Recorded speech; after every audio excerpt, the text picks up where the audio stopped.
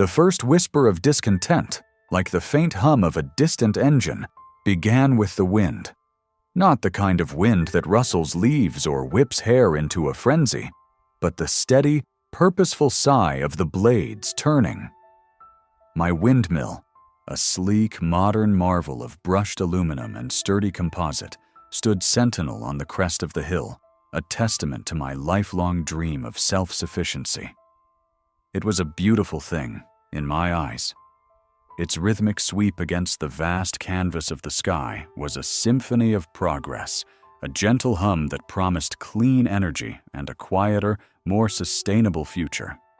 From my porch, a mug of steaming coffee warming my hands, I'd watch it, a contented smile playing on my lips. The sun, a molten orb just beginning its ascent, would catch the blades, sending fleeting rainbows dancing across the dew-kissed fields. The soft whirring, a constant companion, was the sound of my independence, the soundtrack to a life I'd painstakingly built, brick by solar panel, and now, finally, blade by blade. Then came Karen. She arrived not with a bang, but with a thinly veiled hiss, like a leaky steam pipe. Her property abutted mine, separated by a meandering creek and a thicket of ancient oaks. For years, our interactions had been cordial, if a little distant. A nod over the fence, a polite wave at the mailbox. She was, I'd always assumed, a woman of refined tastes, someone who appreciated the quiet dignity of country living. I was wrong. Terribly, unequivocally wrong. It started subtly. A few days after the windmill's final installation, I noticed her car, a pristine pearl-white SUV, parked at the very edge of her property, facing my hill. She'd sit there for hours, a dark silhouette against the blinding glare of the sun. At first, I dismissed it as idle curiosity, perhaps a fascination with the engineering marvel. Country folk, after all, weren't accustomed to such industrial artistry gracing their pastoral vistas. Then, the notes began. Tacked to my mailbox, slipped under my door, left on my porch swing. They were penned in an elegant, looping script, the ink a precisely applied navy blue. The first few were innocuous, almost apologetic. "Dear Mr. Peterson," one read, "I hope you don't mind me mentioning, but the sound from your new structure is rather persistent. It's quite disruptive to the tranquility of my afternoons." I'd sighed, a little exasperated but still trying to be understanding. I'd explained in a carefully worded letter of my own the nature of wind turbines. The low decibel hum, the fact that it was far below any legally defined noise pollution threshold. I even offered to have a sound engineer come out to provide objective data. Her next note was less apologetic, more demanding. "Mr. Peterson, the whirring is incessant. It's like 1,000 tiny flies buzzing right outside my window. It's affecting my nerves. I'm a sensitive soul, and I simply cannot endure it any longer. I trust you will take immediate action." The tone shifted.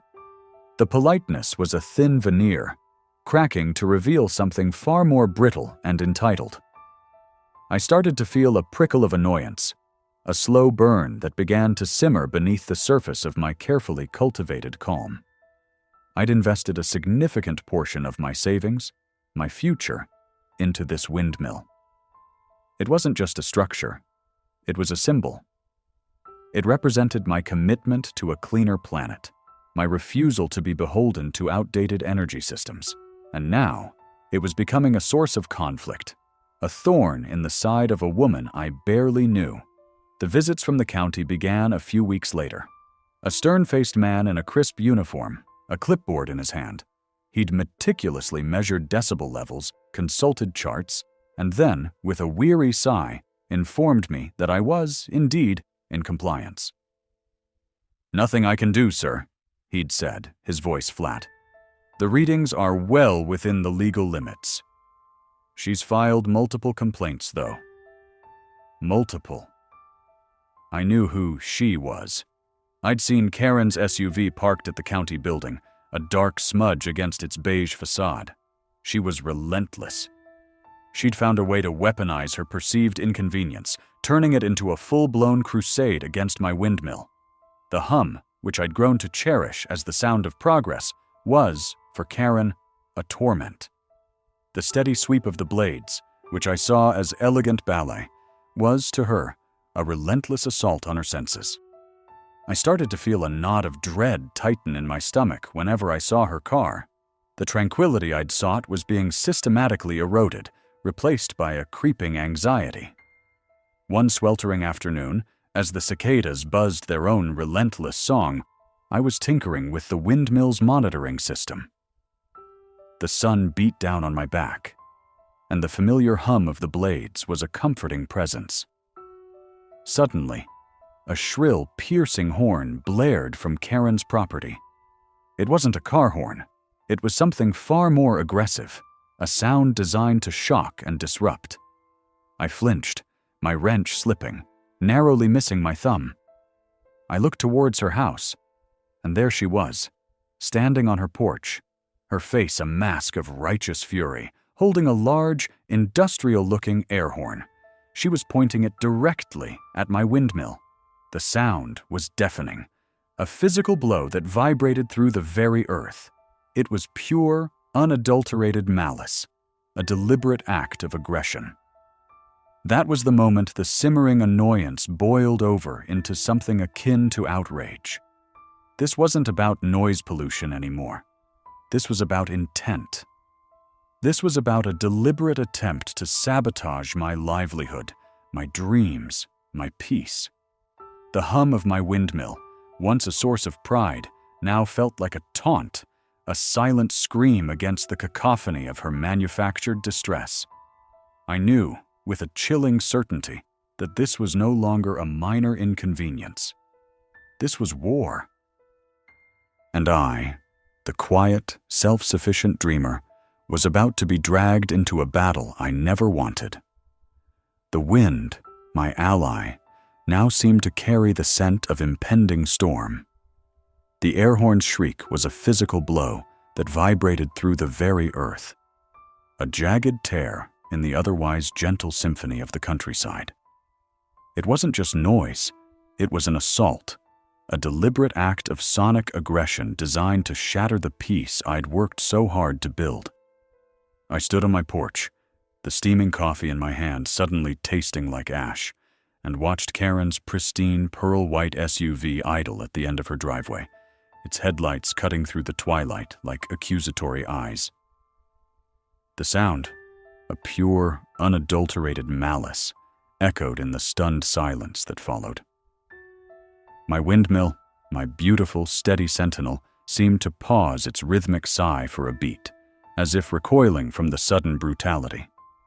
This wasn't a dispute over decibel levels anymore. This was war. Her complaints, once a thinly veiled hiss, like a leaky steam pipe, had finally erupted into a deafening blast. The county, bless their methodical, bureaucratic hearts, had been patient. They'd sent their sound engineers, their inspectors, their forms filled with precise, objective measurements. Every single time, the verdict was the same. My windmill operated well within the legally defined noise pollution threshold. It was quieter, cleaner, and more sustainable than the incessant drone of the highway miles away, or the occasional bark of a neighbor's dog, or even the gentle rustling of the ancient oak trees that dotted my property. But Karen, with her meticulously manicured lawn and her belief that tranquility was a commodity she owned outright, refused to accept facts. Her nerves, her sensitive hearing, her need for quiet became her battle cry. She'd started with polite notes, her handwriting an elegant, looping script on embossed stationery. Dear Mr. Peterson, I'm afraid the persistent whirring from your wind turbine has become quite disruptive to my peace. I'm sure you understand. I'd understood, or at least I'd tried to. I'd explained about the low decibel operation, the specific frequencies, the fact that it was designed for minimal auditory impact. I'd even suggested a few strategic plantings of dense shrubbery along our property line, a futile gesture against her escalating discontent. Then came the anonymous calls to the county, the increasing frequency of her visits to the town hall. Her voice, I imagined, a carefully modulated instrument of righteous indignation. The county officials, accustomed to the usual squabbles over barking dogs and overgrown hedges, were initially dismissive. But Karen was persistent. She was relentless. She weaponized her perceived suffering, turning a minor annoyance into a full-blown crusade, and now, the air horn, it was a declaration. I didn't retaliate. Not then. My instinct was to stand my ground, to let the logic of the situation, the undeniable proof of my compliance, speak for itself. I retreated inside, the lingering echo of the air horn a phantom buzzing in my ears. I poured myself a stronger coffee, the dark liquid a stark contrast to the pale moonlight now painting the fields. I sat by the window, watching the blades of my windmill turn, a steady, purposeful sigh against the vast canvas of the night sky. It was a symbol of my independence, my commitment to a cleaner future, and now it was a target. The next morning, the air was thick with an unspoken tension. The usual gentle hum of the countryside felt muted, as if holding its breath. I went about my routine, checking the solar panels that supplemented my power needs, tending to the small garden I'd started. But my gaze kept drifting to Karen's house, a stark, modern structure that seemed to glare across the open fields. Her pearl-white SUV was parked in its usual spot, but it seemed to radiate a silent threat. The county's official letter arrived 2 days later, the envelope bearing their insignia, a crisp, no-nonsense emblem of officialdom. My heart sank. I knew what it was. It was their response to Karen's latest barrage of complaints, the ones that must have followed the air horn incident. I opened it with a weary sigh, my fingers tracing the embossed lettering. It was addressed to me. Mr. Arthur Peterson. It began, the formality chilling. This correspondence follows multiple complaints received from your neighbor, Ms. Karen Davies, regarding alleged excessive noise emanating from your wind turbine.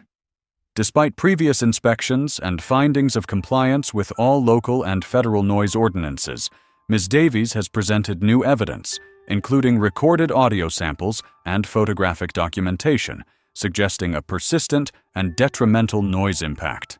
I scanned the dense paragraphs, my eyes catching on phrases like mitigation strategies and potential ordinance violation. My blood began to boil. Karen had provided recorded audio samples? Of what? The gentle swish of my blades? The low thrum of the generator? She was fabricating evidence, twisting reality to fit her narrative of persecution. Then, my gaze snagged on a sentence that made my breath catch in my throat. Furthermore, Ms. Davies's complaints have been reviewed in conjunction with recent aerial traffic reports. It has been determined that the placement and operation of your wind turbine may potentially interfere with a designated federal air corridor. A federal air corridor? My windmill, a symbol of clean, decentralized energy, was now being accused of jeopardizing national airspace? The absurdity of it was almost comical. My windmill stood on a gentle rise, its blades reaching a maximum height of 60 feet. It was a far cry from a skyscraper. I'd meticulously researched its placement, ensuring it was well clear of any flight paths. But Karen, it seemed, had found a new angle, a more official, more intimidating avenue for her campaign. She hadn't just reported me for noise pollution. She'd managed to get the county to investigate my windmill's impact on aviation. The implications were staggering. A federal air corridor violation wasn't something a sternly worded letter could resolve. This could mean fines, mandatory relocation, even outright seizure of my property. I reread the letter, my mind a whirlwind of disbelief and dawning fury. Karen had lost it. She'd gone from complaining about a perceived hum to fabricating a national security threat. The thin veneer of her refined tastes was cracking to reveal something far more brittle and entitled. She wasn't just trying to silence my windmill, she was trying to destroy my dream. I walked out to the windmill, the morning sun glinting off its brushed aluminum and sturdy composite blades. It stood tall and proud against the blue sky, a testament to ingenuity and a cleaner future. It hummed its steady, purposeful tune, a sound that was as much a part of the landscape as the chirping birds and the rustling leaves. It was a sound of progress, of independence, of a life lived on my own terms.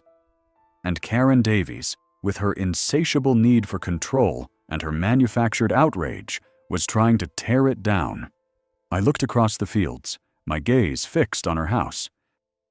The pearl-white SUV was gone. I wondered where she'd gone, what elaborate scheme she was hatching now. But a new feeling began to replace the anxiety and disbelief. A cold, steely resolve. She had escalated, and now, so would I. The county had cited her for blocking a federal air corridor. That was the phrase that stuck. Her. Not me. Her. I pulled out my phone, my fingers tapping with renewed purpose. I needed to understand this federal air corridor business. I wasn't a lawyer, and I certainly wasn't an aviator, but I was a man who had been pushed too far. Karen had brought the big guns, the official channels, the threat of federal intervention. Well, I would learn to play that game too. I would find out precisely what she had done to block this air corridor. I would find out how her complaints, her relentless pursuit of my windmill's silence, had somehow twisted into a violation of federal law. My initial reaction had been to defend my windmill, to prove its quiet compliance. Now, my objective shifted. It wasn't just about the noise anymore.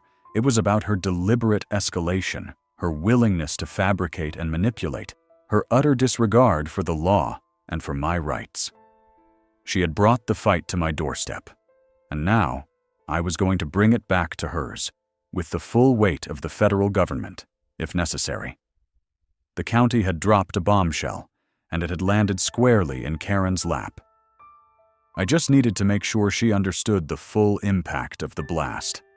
The county letter, stark and official, lay on my workbench, a stark white rectangle against the rich, oiled grain of the wood. Its legalistic prose, usually so dry and unobtrusive, now crackled with a kind of perverse justice, a perverse vindication that sent a shiver of pure, unadulterated glee through me. Karen Davies blocked a federal air corridor. The words swam before my eyes, a surreal counterpoint to the quiet, almost meditative whirring of the windmill just beyond the open garage door. It was absurd. It was beautiful. It was, in a word, perfect. I reread the crucial paragraph, my finger tracing the precise, elegant script, each word a tiny, perfect hammer blow against the edifice of Karen's self-righteousness. Ms. Davies's property, specifically the placement of her meticulously maintained, yet unfortunately positioned, decorative garden gnome collection, and an oversized, unpermitted patio umbrella, has been found to impede the established flight path, designated as Federal Air Corridor 7B, as verified by FAA drone surveillance footage dated date. Further investigation confirmed that Ms. Davies's repeated, unsubstantiated complaints regarding low-decibel wind turbine operation have necessitated increased low-altitude flight testing in the vicinity, thereby exacerbating the obstruction. It was a masterpiece of bureaucratic irony, a Gordian knot of unintended consequences tied with the silken threads of officialdom. My windmill, the supposed source of her torment, the object of her incessant, shrill complaints, had apparently been the catalyst for the very investigation that exposed her own transgressions. Unsubstantiated complaints, the letter stated, a small, grim victory that tasted sweeter than any victory I'd imagined, like the first sip of cool water after a long, parched journey. And the garden gnomes. Gnomes. I'd always thought they were a bit tacky. Those little ceramic figures with their rosy cheeks and pointy hats, nestled amongst her petunias like misplaced woodland sprites. But I'd never, in my wildest dreams, considered them a federal offense, a threat to national airspace. The sheer, unadulterated absurdity of it all was almost overwhelming. A slow burn that began to simmer a few weeks ago, when her first handwritten note appeared on my mailbox, a venomous scrawl accusing me of disrupting the peace of the neighborhood with my infernal contraption, had now erupted into a roaring inferno of vindication. This wasn't just about noise anymore, about the gentle hum of my turbine that I'd meticulously ensured stayed well within acceptable decibel limits. This was about her entitlement, her desperate, almost pathological need to control every aspect of her meticulously curated world, and her utter inability to accept anything that didn't fit her pristine, pearl-white SUV-driving, perfectly manicured lawn aesthetic. Her world was a flawlessly rendered diorama, and my windmill, a symbol of innovation and a cleaner future, had dared to introduce a smudge of imperfection. I picked up the letter again, my gaze drifting to the windmill. Its brushed aluminum blades, catching the late afternoon sun, spun with their usual steady, purposeful sigh. It was a sleek, modern marvel, a sentinel on the crest of the hill, a testament to innovation and a cleaner future. It was designed to harness the inexhaustible power of the wind, to contribute to a sustainable energy grid. And Karen had tried to silence it, to dismantle it with petty complaints and manufactured outrage. She had weaponized her perceived victimhood, painting herself as the besieged resident, only to have it backfire spectacularly, revealing her own carefully constructed facade to be riddled with holes.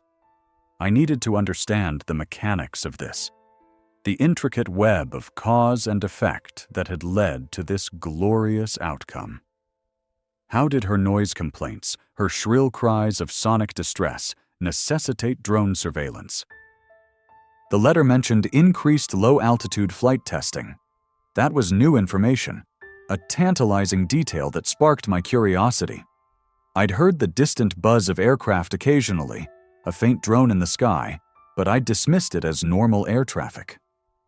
Perhaps a small private plane heading to the regional airport a few towns over, or a commercial airliner at a higher altitude. Now it seemed that buzzing had a more specific and incriminating origin. It was the sound of the net closing in, the silent hum of justice being served. My mind, always drawn to the practicalities, to the elegant solutions to complex problems, began to assemble the pieces. Karen had complained relentlessly. I had the stack of her accusatory notes, her increasingly frantic voicemails to prove it. The county, likely tired of her incessant calls, her constant disruption of their administrative peace, had to investigate. To verify the decibel levels of my turbine, they'd need to measure them, to gather irrefutable data. Perhaps they'd used specialized equipment, sophisticated sound meters mounted on aerial platforms. And if they were bringing in sophisticated gear, why not use the opportunity to conduct broader checks to assess the integrity of other critical infrastructure? The Federal Air Corridor. It made a twisted, almost poetic sort of sense. They'd send out drones, perhaps to get a baseline reading of ambient noise levels, or to confirm the turbine's output under various wind conditions, ensuring its compliance. And in doing so, in their diligent pursuit of objective data, they would have inadvertently, or perhaps with a subtle, knowing bureaucracy, documented the obstacles that were truly impeding the airspace. The image solidified in my mind, vivid and almost cinematic. Karen, fuming on her perfectly manicured patio, her oversized umbrella a defiant, garish beacon against the sky, a clear violation of aesthetic norms as much as any regulation, her gnomes standing at rigid, silent attention, like a miniature, ceramic army, all while a government drone, a silent, unblinking eye in the sky, silently catalogued her infractions. The thought brought a grin to my face, a genuine, unforced smile that reached my eyes, crinkling their corners. It was a moment of pure, unadulterated schadenfreude, and I savored it. I walked out of the garage, leaving the letter on the workbench, a beacon of my own newfound resolve. The air was crisp, carrying the scent of drying hay and distant pine, the quintessential aroma of a rural summer evening. The windmill's rhythmic whirring was a comforting sound now, not a source of anxiety or a target for her ire, but a melody of defiance, a testament to resilience. I looked towards Karen's property, a manicured expanse of green that always seemed unnervingly pristine, almost sterile, a testament to her relentless pursuit of perfection. I couldn't see her, but I imagined her pacing, her perfectly coiffed hair. I pictured it a precise shade of blonde, probably a little askew, her face a mask of righteous fury, her perfectly manicured nails likely digging into her palms. She had underestimated me. She had underestimated the thoroughness of county procedures. And, most importantly, she had underestimated the power of a well-placed, albeit unintentionally, federal air corridor. She had focused all her energy on a single, perceived annoyance, oblivious to the larger, more complex systems she was inadvertently disrupting. My next step was clear. This wasn't just about defending my windmill anymore. It was about understanding the full extent of this situation, about the intricate dance of regulations and compliance, and perhaps, just perhaps, ensuring that Karen understood the consequences of her relentless pursuit of a manufactured peace, a peace that had always come at the expense of others. I needed to talk to someone official, someone who could explain the specifics of FAA regulations, the protocols for air corridor management, and how exactly her obstructions had come to light and been officially documented. I would need to gather my own evidence, not to prove my windmill was quiet. That had been established, but to prove her obstructions were real, tangible, and had been a persistent, undeniable presence for some time. I pictured myself at the county planning office, armed with this letter, my own meticulous records of her complaints, dates, times, the increasingly unhinged nature of her accusations, and a newfound understanding of aviation law. I would be polite, of course. Professional. I would project an air of calm, measured concern. But underneath that veneer there would be a steel rod of determination, a quiet resolve forged in the fires of her relentless antagonism. Karen had brought the fight to my doorstep, had tried to impose her will upon my property and my peace, and now it had landed squarely on hers, a consequence of her own making. I decided to start with a phone call to the county planning department. I needed to speak to the person who signed the letter, the one who had delivered this unexpected, glorious news, the harbinger of Karen's comeuppance. I walked back into the house, the scent of brewing coffee a familiar comfort, a grounding presence in the whirlwind of my thoughts, and reached for my phone. The digital display glowed, a portal to the next phase of this unfolding drama, a promise of more official pronouncements and perhaps even more delightful revelations. As I dialed, my finger hovering over the illuminated numbers, I couldn't help but glance out the window again. The sun was beginning its descent, a fiery orb painting the sky in hues of orange, purple, and a deep, resonant crimson. The windmill's shadow stretched long across the dew-kissed fields, a dark, elegant silhouette against the fading light. It was a symbol of progress, of sustainability, of harnessing natural forces for the betterment of all. And now, it was also a symbol of Karen Davies' spectacular downfall, a silent, spinning testament to the unintended consequences of her own obsessive pursuit of control. The symphony of progress, it seemed, was about to gain a new, unexpected movement. a movement orchestrated not by me, but by the very woman who had tried to silence it. And I, Arthur Peterson, was quite ready to conduct. The letter, crisp and official, lay on my kitchen counter, a stark white rectangle against the worn oak. It wasn't a summons, not yet, but it felt like the first shot fired in a war I hadn't fully understood. I reread the damning paragraph for the 10th time.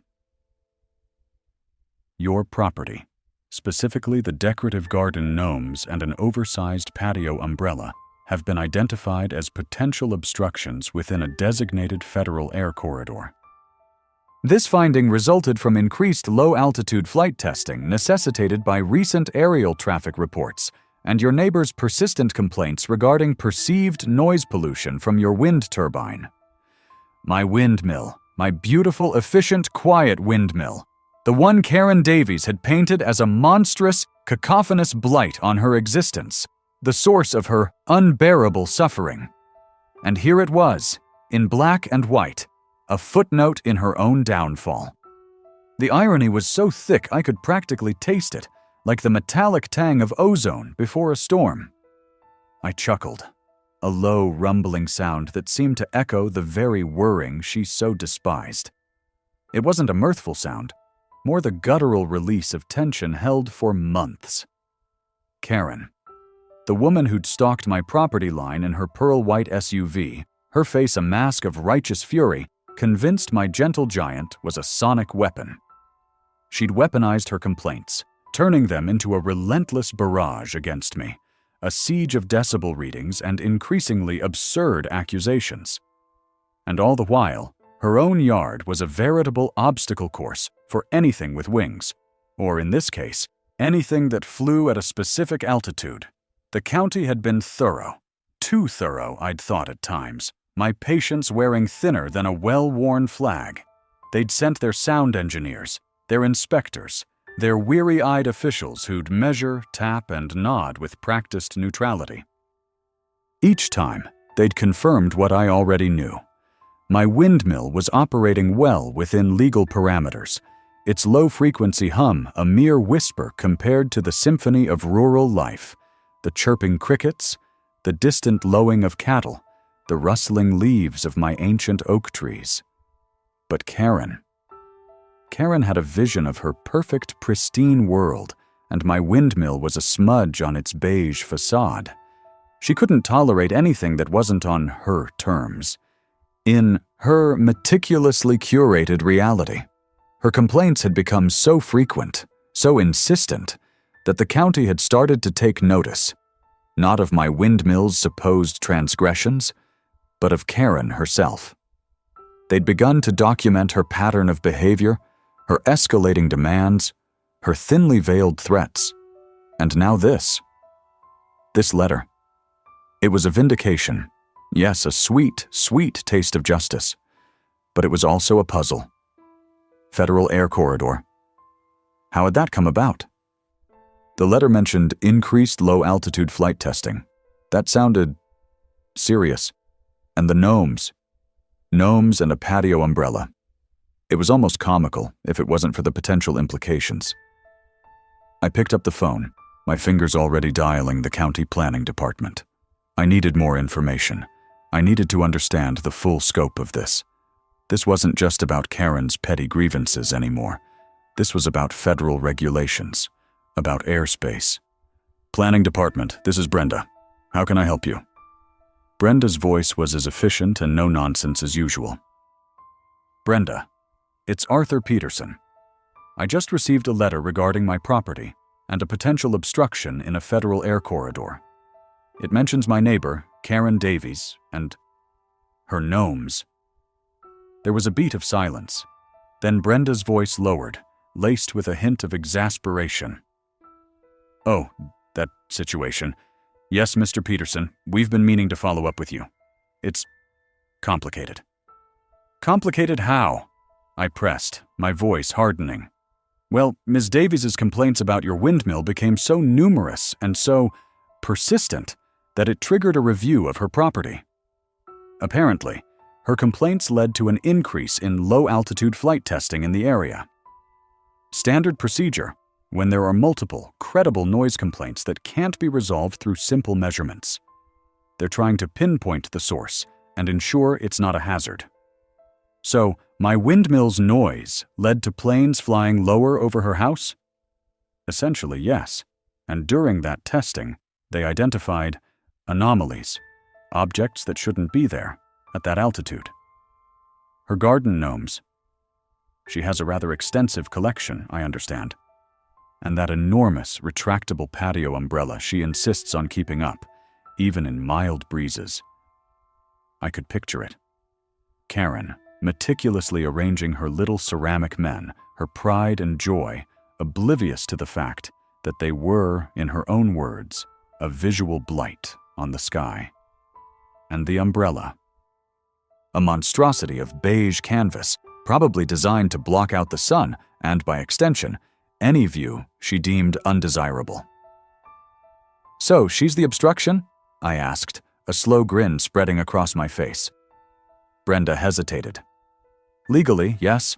The gnomes and the umbrella are considered obstructions under FAA regulations for that particular air corridor. It's a bit of a tight squeeze, airspace-wise, in that valley. They're quite strict about anything that could interfere with flight paths, especially for any specialized aircraft that might use it." Specialized aircraft? Given the nature of the testing and the proximity to certain research facilities, they're using some sensitive equipment. Low altitude, high precision flights, and your neighbor's lawn decor was found to be problematic. This was better than I could have imagined. Karen, the self-appointed guardian of quietude, the arbiter of acceptable noise levels, was the one creating a literal hazard. Her obsession with silencing my windmill had, in a cosmic twist of fate, exposed her own yard as an aviation risk. "What happens now, Brenda?" I asked, my voice calm, almost too calm. "Well, Mr. Peterson, as you know, your windmill has been cleared, repeatedly. Ms. Davies, on the other hand, has been issued a formal notice of violation. She has a deadline to remove the obstructions. Failure to comply could result in significant fines and potentially the county stepping in to remove them at her expense. A formal notice of violation. For gnomes." I pictured Karen's face, that perfectly sculpted mask of indignant superiority, shattering. She, who had demanded my windmill be silenced, now faced the prospect of her treasured garden being dismantled by county workers. "And what about her noise complaints?" I asked, my tone sharpening. "Now that it's clear she was the one causing the problem, will those be rescinded?" Brenda sighed, a sound of pure weariness.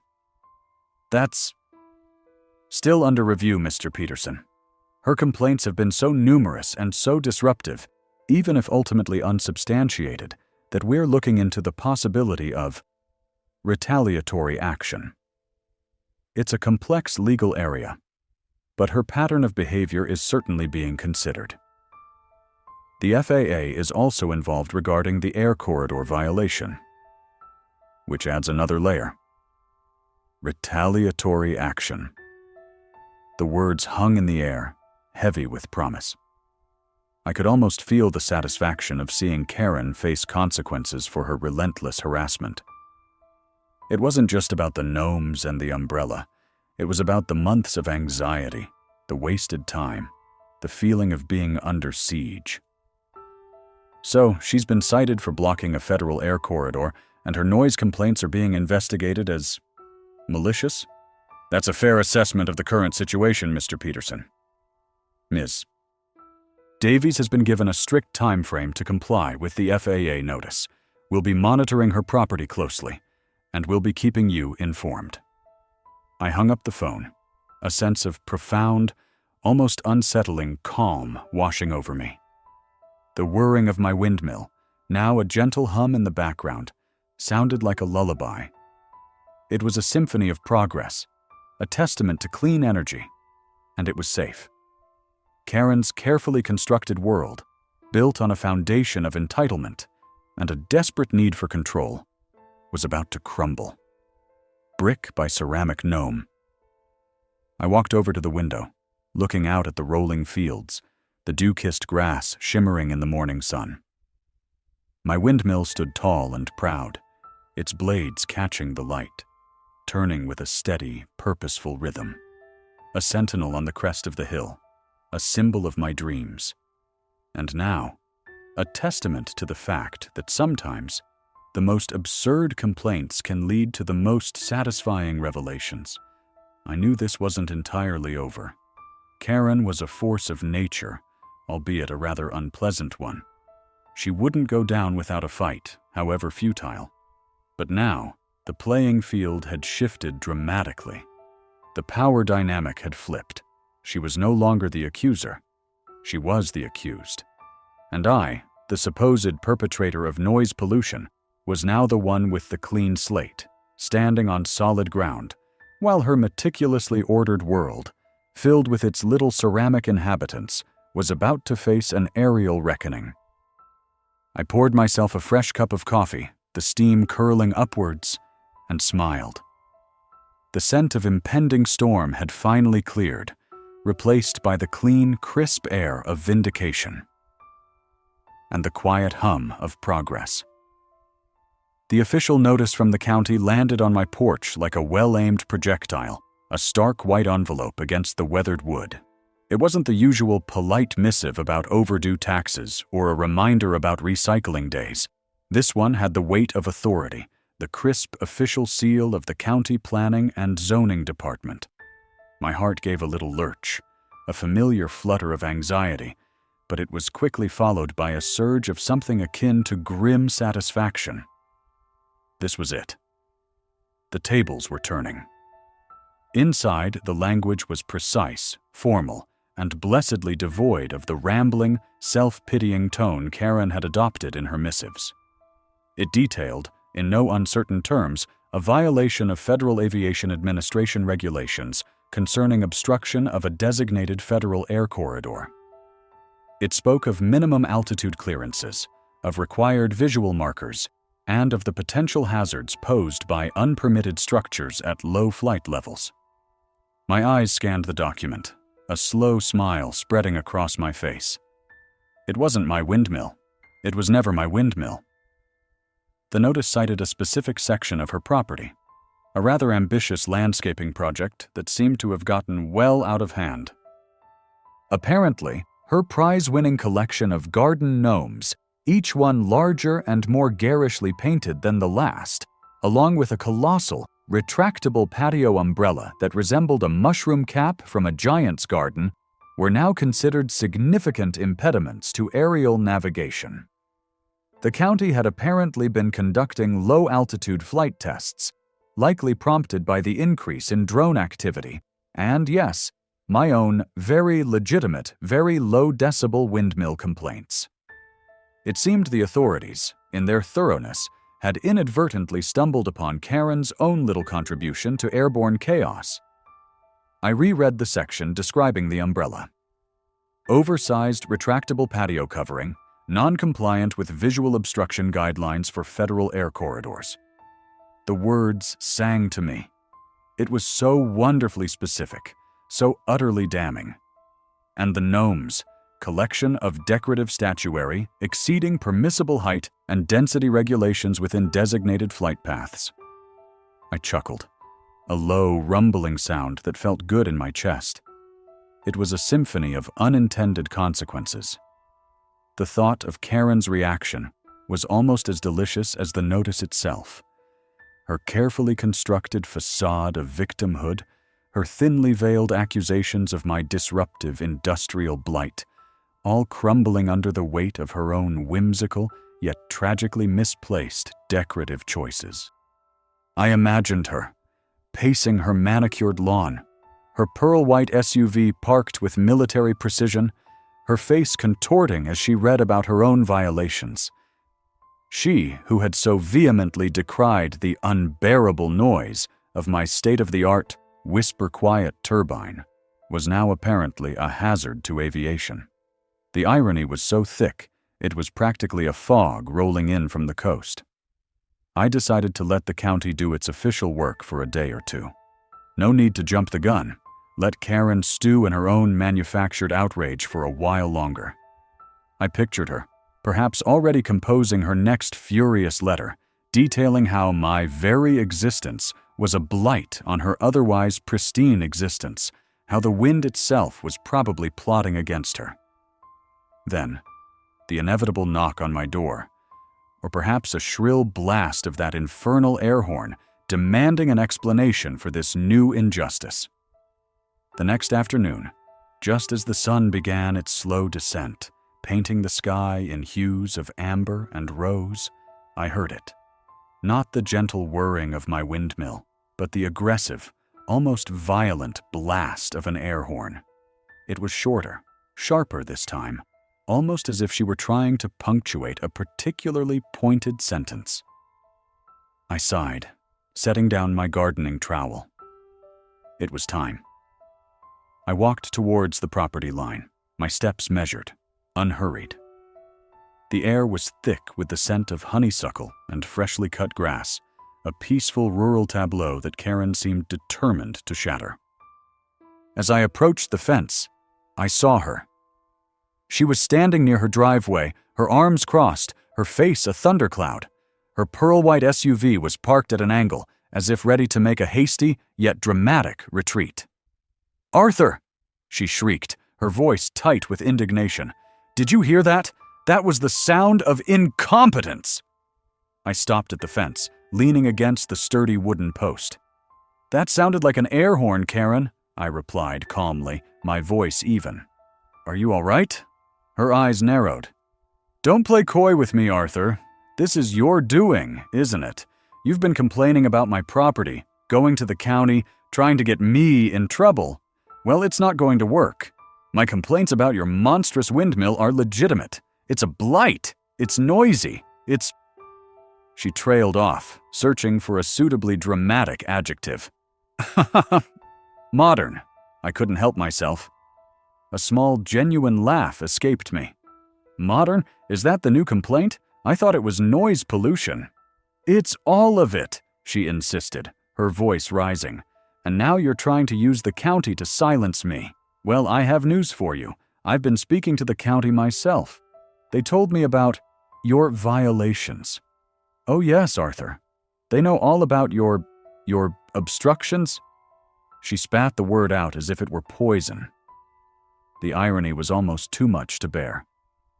She was accusing me of obstructions while standing in the shadow of her own aerial hazards. "Obstructions, Karen?" I asked, my voice laced with a hint of amusement.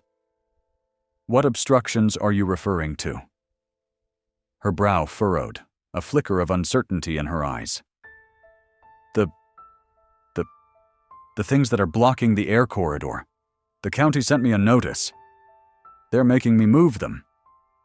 "Ah, yes," I said, nodding slowly. "The gnomes and the rather expansive umbrella." Her face visibly paled. She took a step back, her eyes darting towards her